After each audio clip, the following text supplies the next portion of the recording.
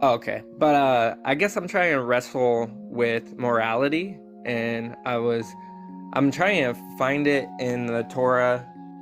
I don't know, trying to answer some like internal questions about what's gonna happen after I, die. So, Oh, well, um, do you there's have any going to be a lot of sources? questions left over because the Torah doesn't deal with any of that stuff. Oh man. Yeah, why do you care? I mean, why do you care what happens after you die? Why don't you focus on what you have to do on this planet? Well, I care because I have a family. I have a 3-year-old son, and I think that's what's really making me look at my morality is because having a son, I don't know, man. I don't want to die and not have the relationships I have with my family in life. I don't want that to end. I Well, don't I don't want to know that there's an ending to everything I went and lived for. it's an inconvenient truth, but you will die and people will forget you, and they will forget me as well. So your job in this world is to leave it a little better for your kids and your grandkids. That's it. Leave your mark from a moral perspective. Now, I hope that there's a heaven and I want to see my loved ones there. And I think if God wanted us to focus so much on an afterlife, he would have mentioned it in the Bible. It's just not there, at least the Jewish Bible. So it seems like he wants you to do the right thing because it's the right thing to do. And focus on this world. Even in Pirkei Avot, it says that this world is just a corridor, that the next world what a stupid statement. What a stupid statement. And I don't care who said it.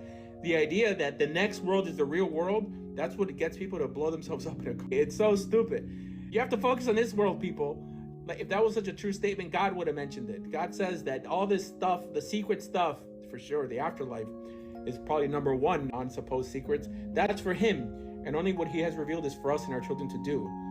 So, yeah, we all have to deal with this. Make a lot of money, be influential, fight evil, and leave this world a little better than you found it for your kids. That's your job as a male. That's it. Enjoying this life, traveling and having fun, that's for women and children. That's what makes you an admirable man. Thanks, Rabbi. Yeah, that's what I'm doing. I was just yeah, that sucks. All right, bro. I mean, I just think that you need more men in your life. Like, it just seems that you're worrying about things that are essentially first world problems. I mean, I Yeah. think you should work harder and take more risks. And I mean, stop being so fearful of dying, because then you become ineffective as a man. You will die and people will forget you. And this is why you have to do so much in this world. Have your children and your wife admire you so much, but that they think that you're a superhero. And then that you can die with the sense that you accomplished something in this world. And that's the extent that I think any man should strive to reach. And apart from that, there's nothing more for us to do. All right. Bye-bye. All right. Alibaba, give us words of wisdom. Words of wisdom. Keep your pimp hand high and your pockets higher. Boom. That's it, Rosebud. Then have it so ingrained in them and us to mentor. I mean, the goal, like if you're a manly guy, is to drag them up. Man up, Israel, man up.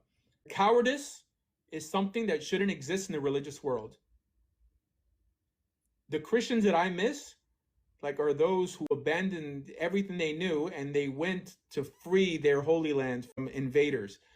All right, those are the Christians we need today.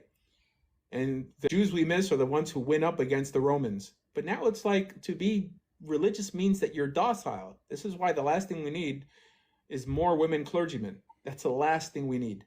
Yeah, no, I've said that many times too. I've said the same thing. It's so sad how the at least in our, in Judaism, a lot of the real religious ones are soft spoken, not manly. Yeah, they Nobody shake their hand. You nobody ever shake the hand of a fights. rabbi? And it's like, Yeah, it's friend. yeah, it's like frail. I'm like, come on, man. Come on. I mean, I grew up with uncles. They're like guys, they shake your hand and they squeeze it. They're like, oh, whatever. And then when I say hi, rabbi this, rabbi that, I mean, it feels like I'm squeezing the paw of a little kitten. It's a problem. It's a problem. No, I mean, see, me, it's like I don't know why the Jewish community as a whole doesn't act the way I feel they should. It's like when they're seeing a lot of our people, you know, getting attacked here in the street because of all this political crap. Why don't they start working out? Why don't they start taking martial arts classes? Why don't they start getting manly or hit the gym? You know, all of this stuff. Instead, they just start screaming and crying on the internet. Bro, that's not gonna get nothing done.